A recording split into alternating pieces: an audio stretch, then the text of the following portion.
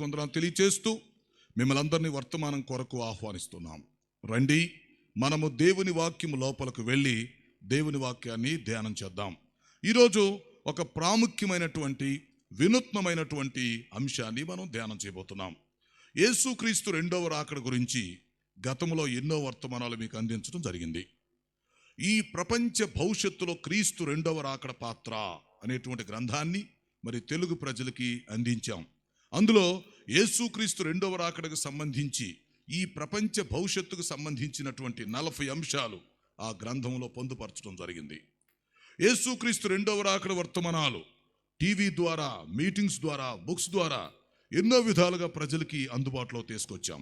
ఈ రాత్రి ఒక ప్రాముఖ్యమైనటువంటి వర్తమానాన్ని కొంత సమయంలో మనం ధ్యానం చేయబోతున్నాం. ఏమిటంటే, యేసుక్రీస్తు వారు రెండవ రాకడలో ప్రత్యక్షమైనప్పుడు, బాగా అర్థం చేసుకోండి, యేసుక్రీస్తు రెండవ రాకడలో ప్రత్యక్షమైనప్పుడు, బోర ఓదబడినప్పుడు, సంఘము ఎత్తబడినప్పుడు, బాగా వింటున్నారు కదా, ఆ సంఘము ఎత్తబడే టైంలో ఒక్క రెప్పపాటులో జరిగేటువంటి 4 కార్యాల గురించి మీతో మాట్లాడబోతున్నాను.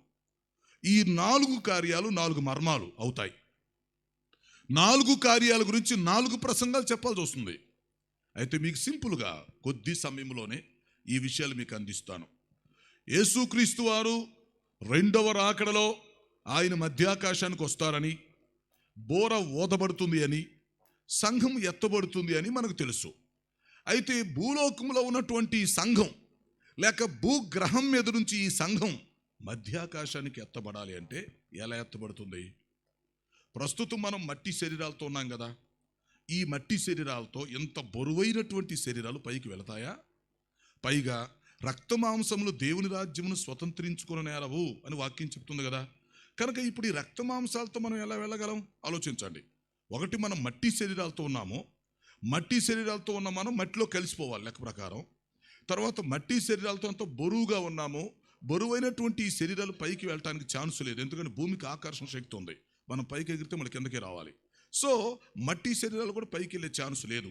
ఆ తర్వాత రక్తమాంసాలతో ఉన్నటువంటి మనము దేవుని రాజ్యాన్ని స్వతంత్రించుకోలేము. మరి ఇలాంటి పరిస్థితిలో యేసుక్రీస్తు వారు బోర ఊదినప్పుడు అసలు సంఘం ఎలా ఎత్తబడుతుంది? ఒక విధంగా సరే వాక్యంలో ఉంది కాబట్టి మనం నమ్ముతున్నాం. దీన్ని ఒకవేళ మనం ప్రాక్టికల్గా ఆలోచిస్తే, దీన్ని ఒకవేళ మనం సైన్స్ పరంగా ఆలోచిస్తే దీన్ని ఎలా రుజువు చేయగలం?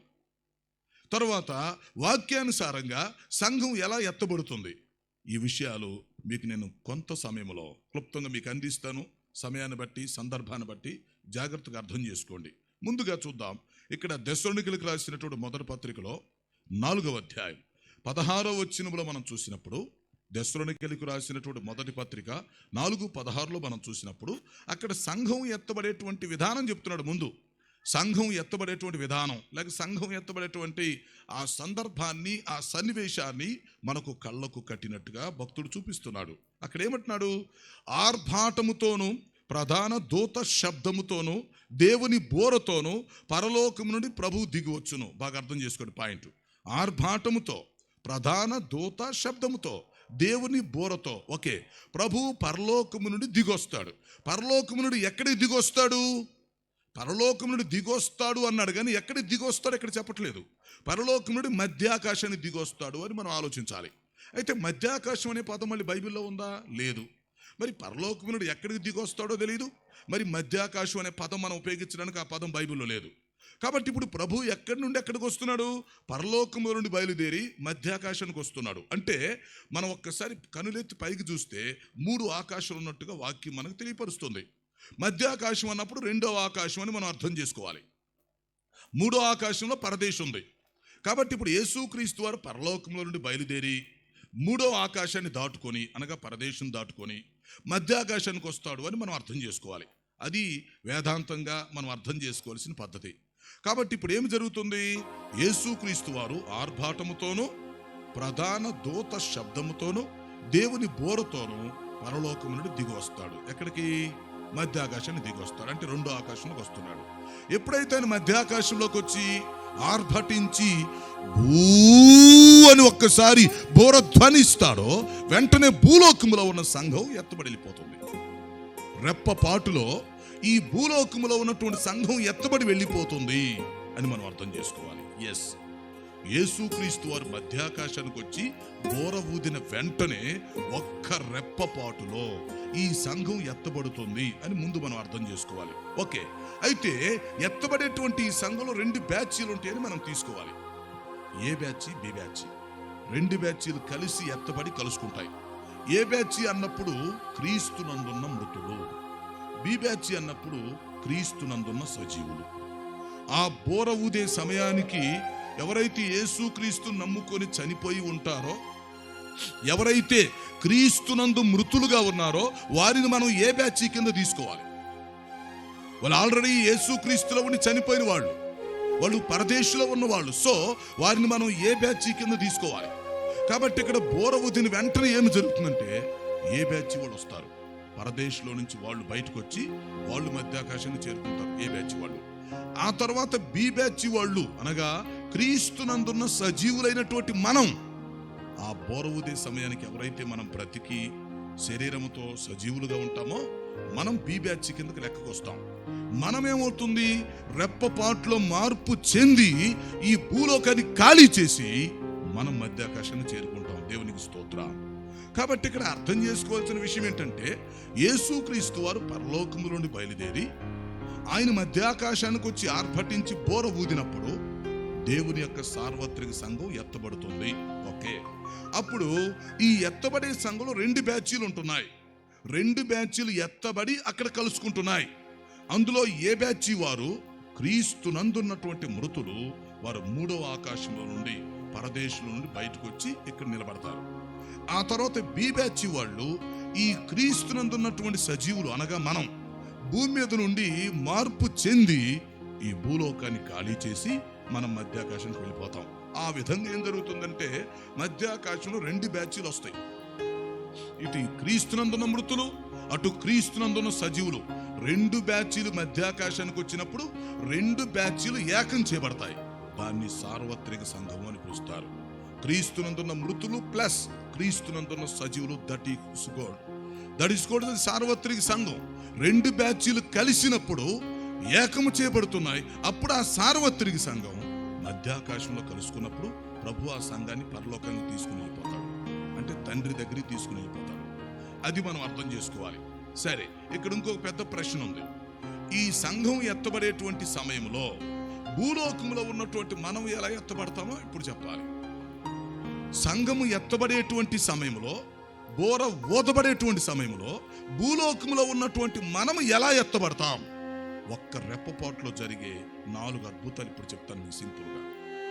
ఒక్కొక్క అద్భుతాన్ని, ఒక్కొక్క మర్మాన్ని వివరించాలంటే చాలా సమయం పడుతుంది. దానికి బైబిల్లో ఎన్నో రెఫరెన్స్లు ఉన్నాయి, ఎంతో వ్యాఖ్యానం ఉంది. అయితే మన సమయాన్ని బట్టి, సందర్భాన్ని బట్టి చక్కగా అరగంట చెప్పొచ్చు, గంట చెప్పొచ్చు, 2 గంటలు చెప్పొచ్చు. అది మన చేతిలో ఉన్న పరిస్థితి. ఆ సమయాన్ని బట్టి వాక్యోపదేశకుడు వాక్యాన్ని విభజించి చెప్పటం కుదరాలి. కాబట్టి ఇప్పుడు ఏమి జరుగుతుంది? ఈ బోర ఊదే సమయంలో, సంఘం ఎత్తబడే సమయంలో ఈ భూలోకంలో కొన్ని కోట్ల మంది ఉంటాం కదా మనం. అప్పుడు మనం శరీరంతో ఉన్నాం అనుకోండి, బ్రతికున్నాం. బోర ఊదే సమయానికి మనం కూడా బ్రతికున్నాం, సజీవులుగా శరీరంతో ఉన్నాం. ఇప్పుడు మనం ఎలా ఎత్తబడతాం అనేది మనకు తెలిసి ఉండాలి ముందే.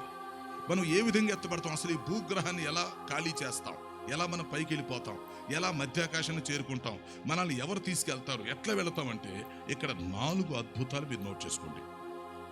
ఈ 4టిని అద్భుతాలు అనొచ్చు, మర్మాలు అనొచ్చు. ఓకే, వాటిని సింపుల్గా ఒక్కొక్కటి చెప్తాను. నెంబర్ 1, మొట్టమొదటిగా జరిగేటువంటి కార్యం ఏంటంటే యేసుక్రీస్తు ఎప్పుడైతే మధ్యాకాశంలోకి వచ్చి ఆర్భటించి ఆయన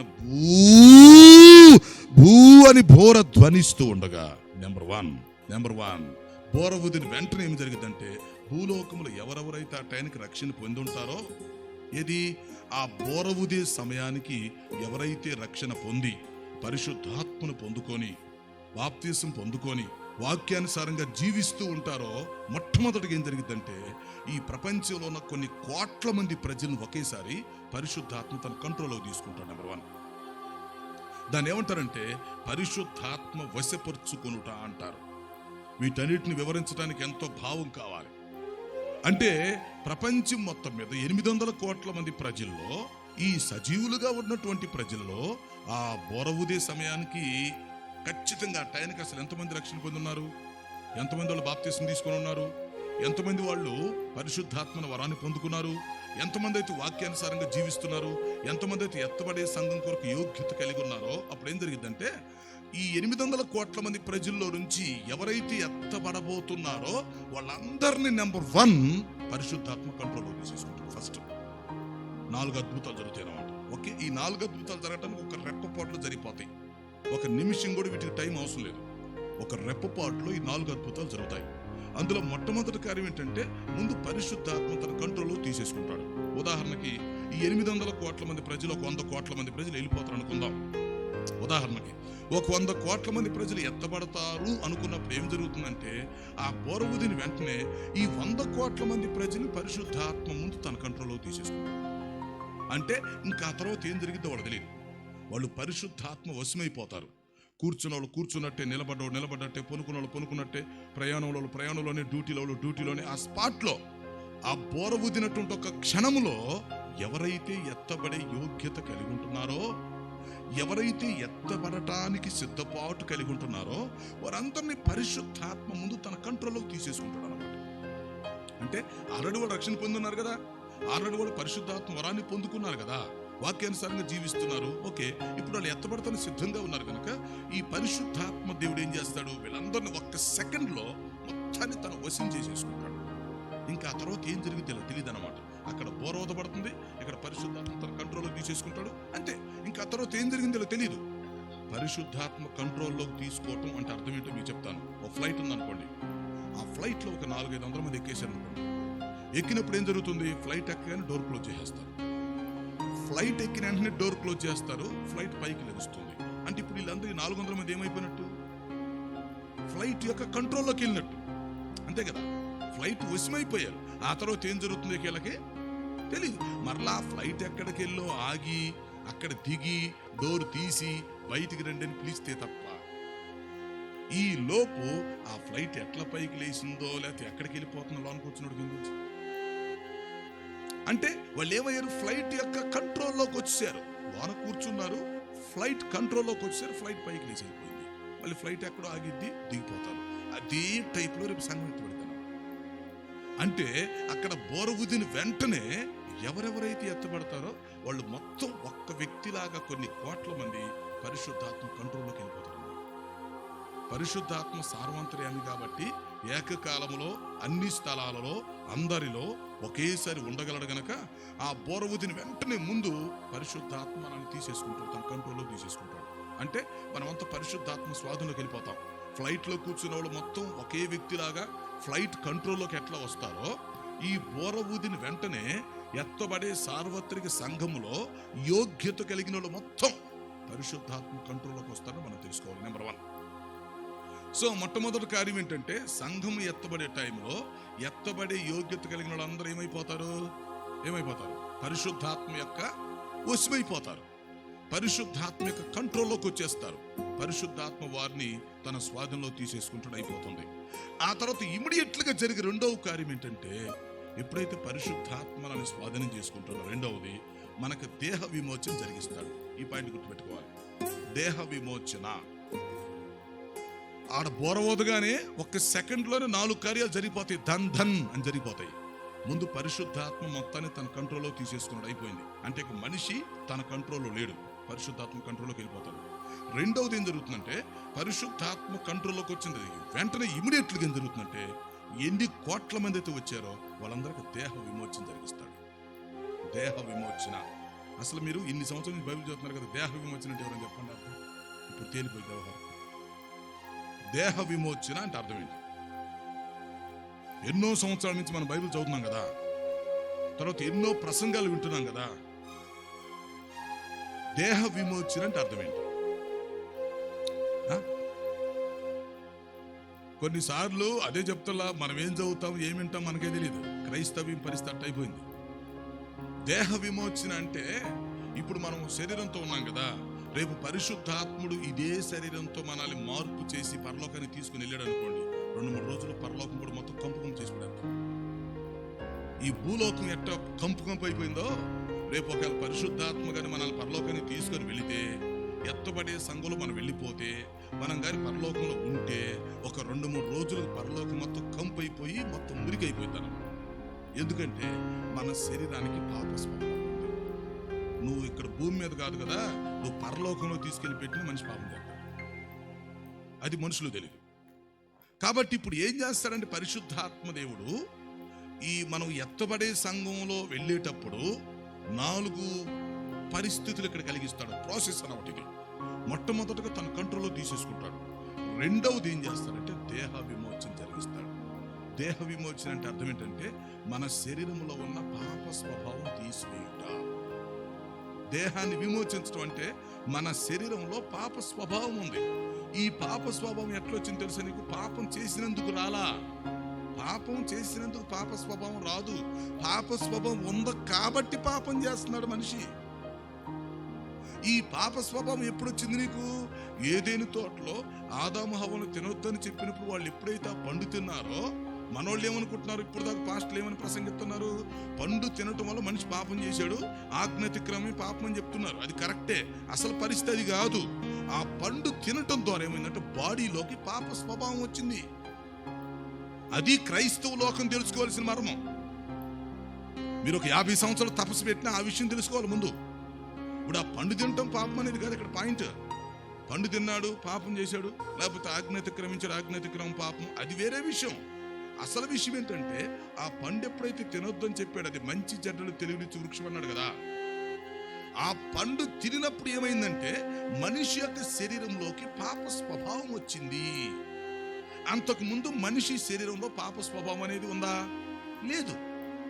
ఎప్పుడైతే ఆ పండు తిన్నాడో అప్పుడు పాపం చేయటం కాదు, కానీ అసలు ముందు పాప స్వభావం వచ్చింది మనిషిలోకి. ఆ పాప స్వభావం ఉంది కాబట్టి అప్పటి నుంచి ఇప్పటి వరకు పాపం చేస్తూనే ఉన్నాడు. సరే మీరు అనొచ్చు, యేసు ప్రభు నమ్ముకున్నాం కాబట్టి క్రీస్తు స్వభావం వచ్చిందని. యేసుక్రీస్తు నమ్ముకుని క్రీస్తు స్వభావం వస్తే యేసుక్రీస్తు నమ్ముకున్నాడు పాపం చేయనోడు నీ ప్రపంచంలో అప్పుడు చూపించగలరా మీరు? ఈ క్వశ్చన్కి ఎవడు సమాధానం చెప్పలేడు. సరే రక్షణ పొందినోడు సంగతి వదిలేయండి.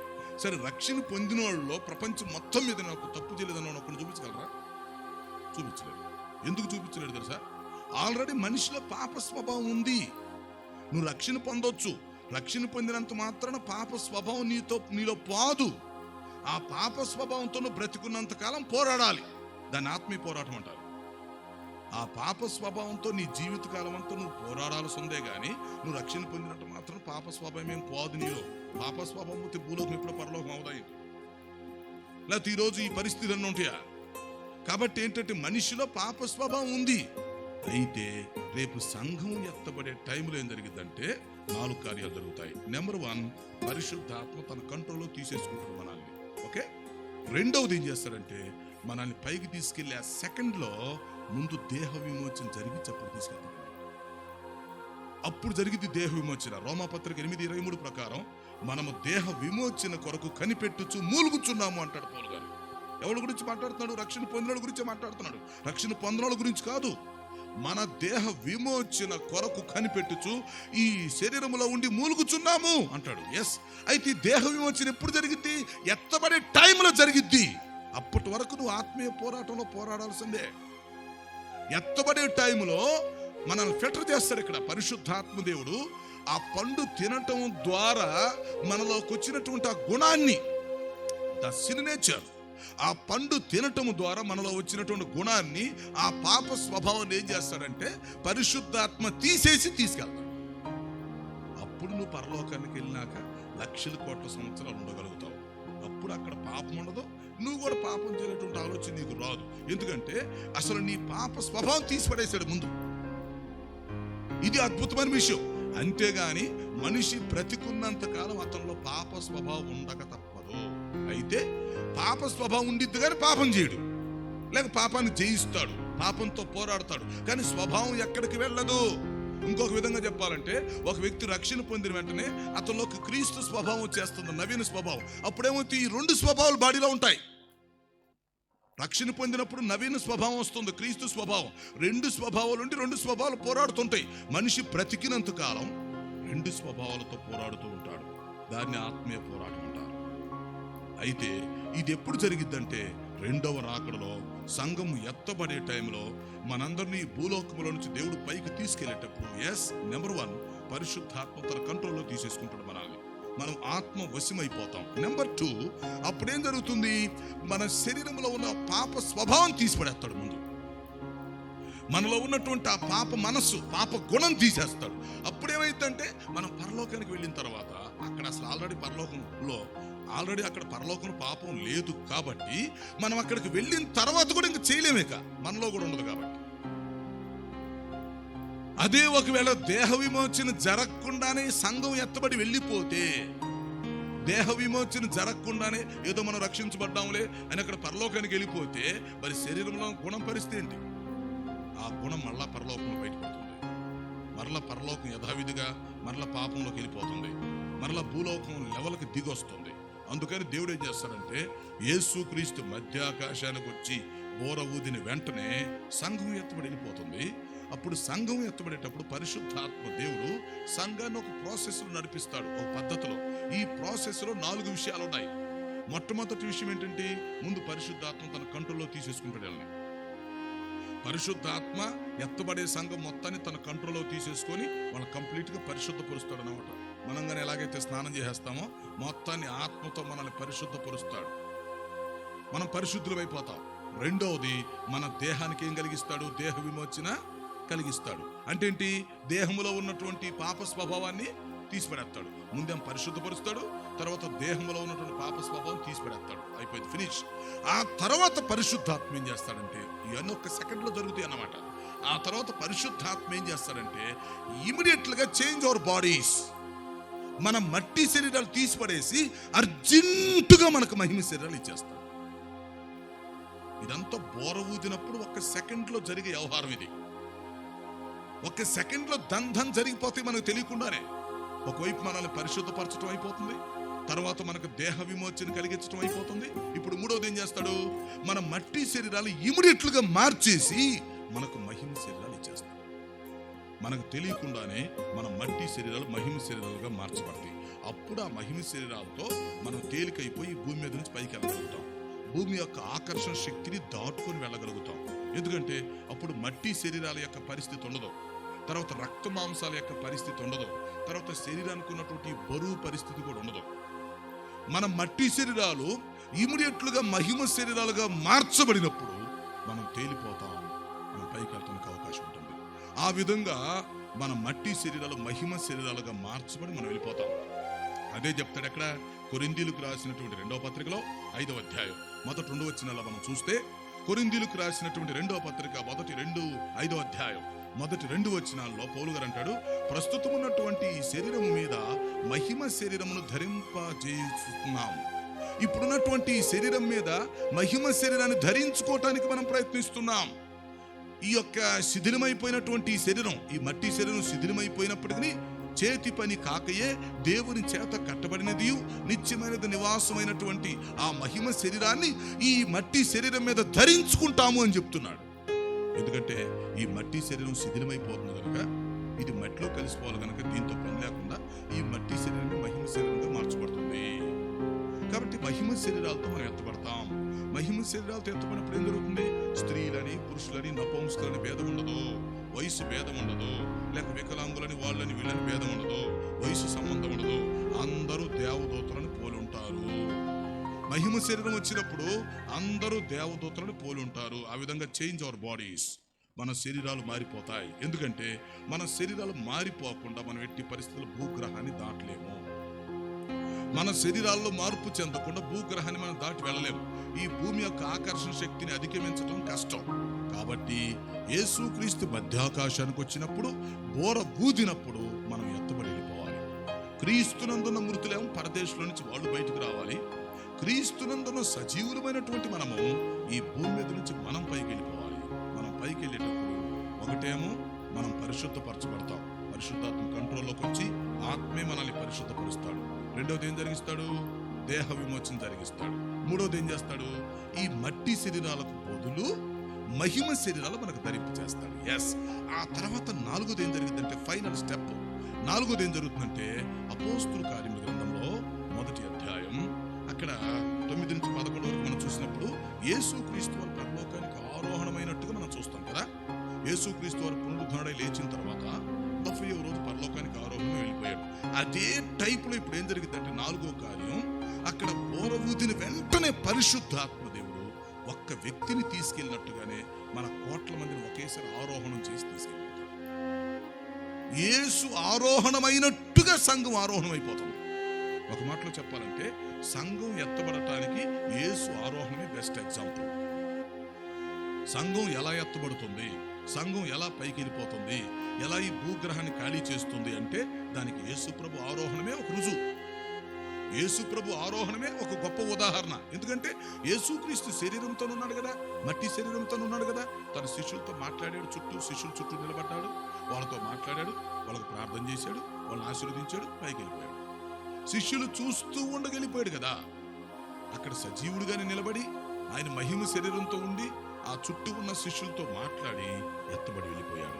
అదే ప్రకారం రేపు ఏం జరిగిందంటే పరిశుద్ధాత్మ దేవుడు బోర ఊదిన వెంటనే యేసుక్రీస్తు ఎలాగైతే ఆరోహణమై వెళ్ళిపోయాడో ఆ యేసుక్రీస్తు వెళ్ళినట్టుగా మనల్ని తీసుకెళ్ళిపోతాడు పరిశుద్ధాత్మ దేవుడు. ఆయనే మనకు గైడ్గా ఉంటాడు, ఆయనే మనకు నాయకుడిగా ఉంటాడు, ఆయనే మనకు డ్రైవర్గా ఉంటాడు.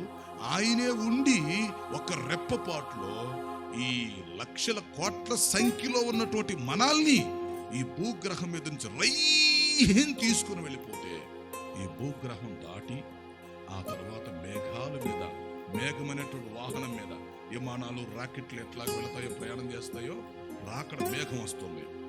పరిశుద్ధాత్మ దేవుడు మనల్ని ఈ భూగ్రహం దాటించగానే మేఘమైనటువంటి వాహనం మీద పరిశుద్ధాత్మ ద్వారా మనం మధ్యాకాశాన్ని చేరుకుంటాం. దేవునికి స్తోత్రం.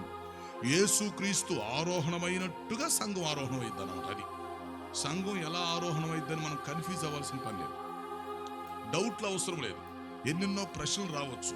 దానికి రుజువు ఏంటంటే యేసుక్రీస్తే. యేసుక్రీస్తు ఆరోహణం వెళ్ళిపోయాడు కదా. ఆ సందర్భాన్ని అర్థం చేసుకోగలిగితే, ఆ పరిస్థితి మనకు అర్థమైతే, యేసుక్రీస్తు ఏ విధంగా అయితే పరలోకానికి ఆరోహణమే వెళ్ళిపోయాడో అదే ప్రకారం పరిశుద్ధాత్మ దేవుడు సార్వత్రిక సంఘమును ఆరోహణం చేసి తీసుకుని వెళ్ళిపోతాడు.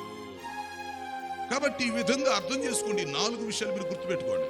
మనం ఒక్క సెకండ్లో, ఒక్క క్షణంలో పరిశుద్ధాత్మ దేవుడు మనల్ని భూగ్రహం ఖాళీ చేపించేసి మేఘాల మీద యేసులాగా ఆరోహణం తీసుకుని, యేసులాగా మనం ఆరోహణం వెళ్ళిపోతే ఆయన మనల్ని తీసుకొని మధ్యాకాశంలో చేరుస్తాడు.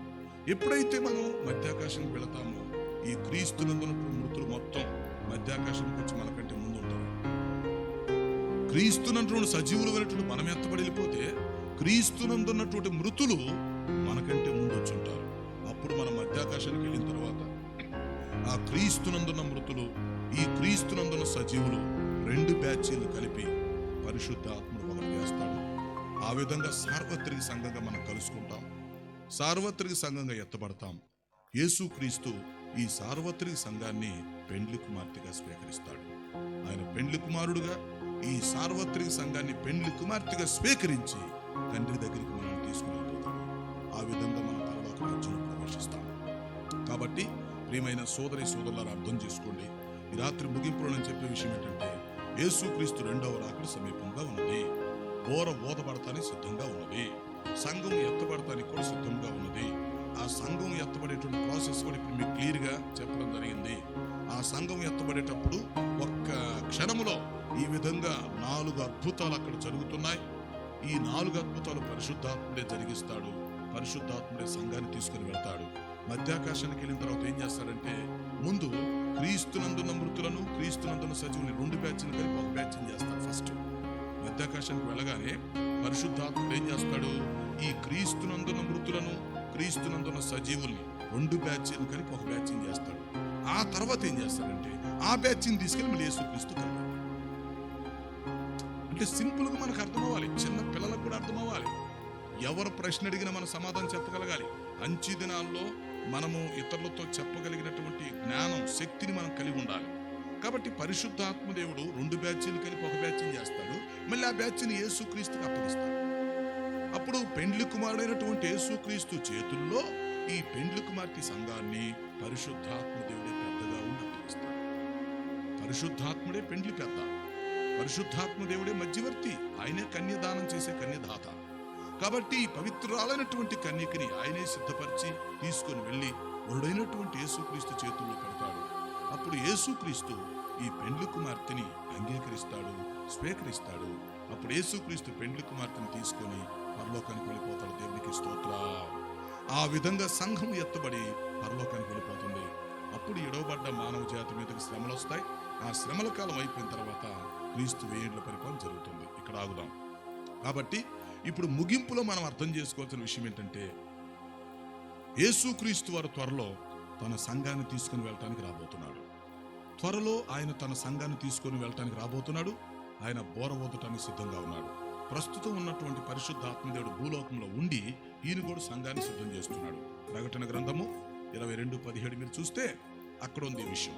ప్రకటన గ్రంథం 22:17 అంటాడు, ఆత్మయు పెండ్లి కుమార్తెయు రమ్ము అని చెప్పుచున్నాడు, వినువాడును రమ్ము అని చెప్పవలెను.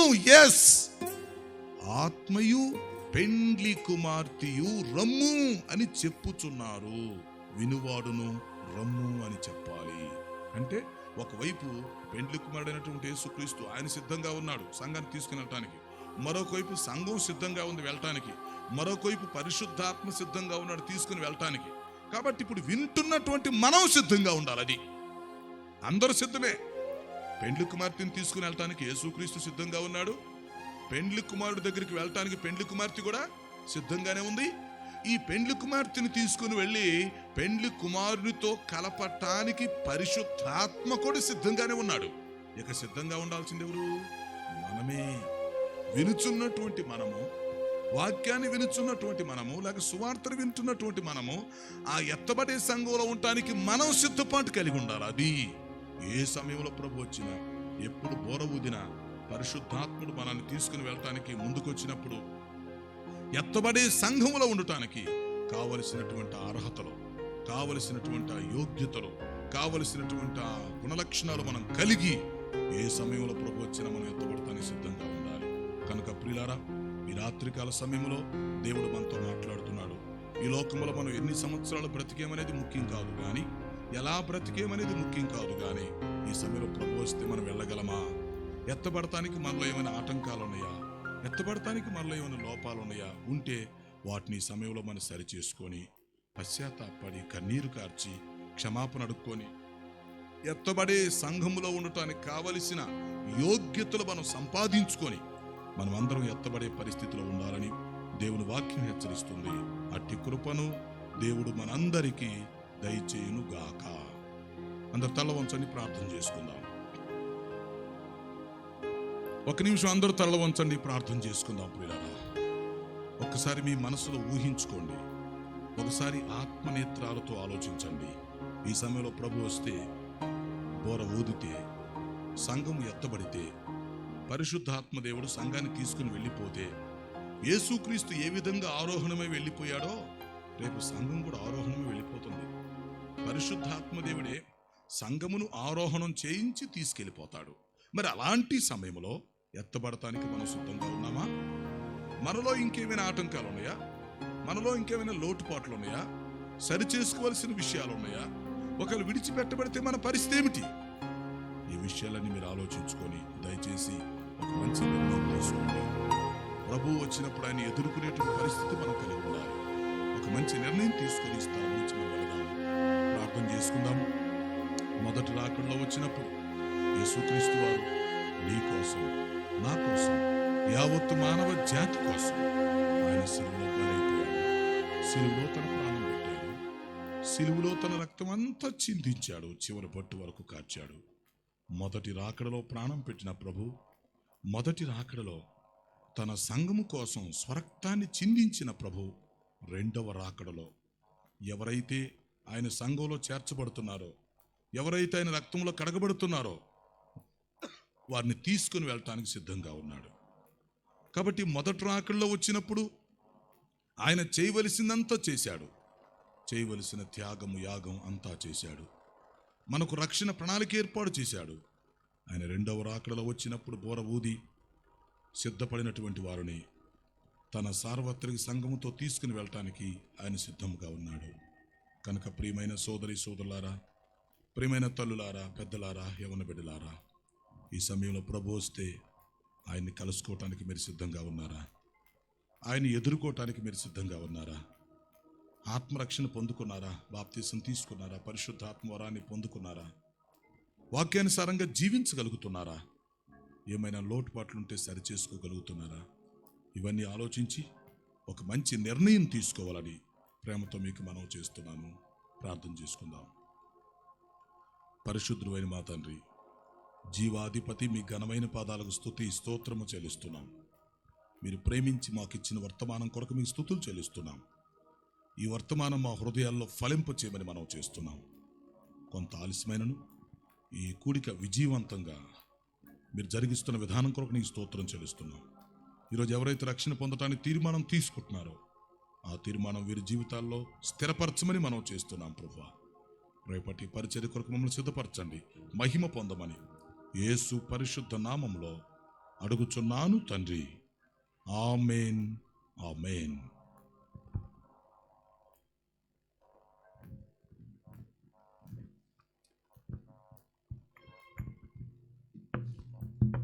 Praise Lord. ముగింపు ప్రార్థన జేమ్స్ భాస్కర్ గారు చేస్తారు. ఐజీ గారు ఆశీర్వాదం ఇస్తారు. దయచేసి దూర ప్రాంతాల నుంచి వచ్చిన సేవకులు దూర ప్రాంతాల నుంచి వచ్చిన వారందరూ కూడా భోజనం చేసి వెళ్ళాలని కోరుతున్నాం. దయచేసి తలలో వంచినట్లయితే చివరి ప్రార్థన చేసి కూటాన్ని రేపు రాత్రి చివరి రాత్రి అండి. మరి అందరినీ ప్రేమపూర్వకంగా ఆహ్వానిస్తున్నాం. రేపు రాత్రి మరి 6:30 గంటలకి మరి ప్రారంభించుకుందాం. ప్రతి ఒక్కరూ ప్రార్థనాపూర్వకంగా పాల్గొనవలసిందిగా కోరుతున్నాం. ప్రార్థన. పరిశుద్ధ దేవ, ప్రేమగల మా తండ్రి, మీ పరిశుద్ధ పాదాలకు వందనాలు. ఎంతవరకు మీరు ప్రభు మీ దాసు నిలబెట్టుకుని మాట్లాడిన ప్రతి మాట కొరకై స్తోత్రాలు చెల్లిస్తున్నాం. ప్రభు, నీ బిడ్డలు ఇంతవరకు కూర్చొని విన్నారు నాయన. ప్రతి ఒక్క సందేశమును మీరు దర్శించండి. గత రాత్రి సందేశమును, సాక్ష్యమును ఈ రాత్రి, రేపు రాత్రి ప్రభు ప్రతి ఒక్కరికి దీవెనకరంగా చేయండి. నన్ను మీ దాస్తులను బట్టి మీకు స్తోత్రాలు. అయా ప్రతి వాక్యము అయా మా హృదయాల్లో పదులుపరుచుకొని అయా ప్రశ్నించుకొని వాక్యములో బలము పొందుకునే కృపను ప్రతి ఒక్కరు దయచేయండి. అయా అదిగో తండ్రి, సభలను మీరు దీవించండి. ఎటర్నల్ లైఫ్ మినిస్ట్రీస్ మీరు దీవించండి. వ్యవస్థాపకులను మీరు దీవించండి. ఈ కార్యక్రమాలన్నింటినీ కూడా మీరు మహిమకరంగా చేస్తున్నందుకు స్తోత్రాలు చెల్లిస్తూ వెళుతున్న అందరికీ తోడుగా ఉండమని, రేపు జరగబోతున్న కూడికలను మీరు ఉండి మహిమ పొందమని యేసయ్య పరిశుద్ధ నామములో ప్రార్థిస్తున్నాను తండ్రి. ఆమేన్. రైట్, ఆశీర్వాదం తీసుకుందాం.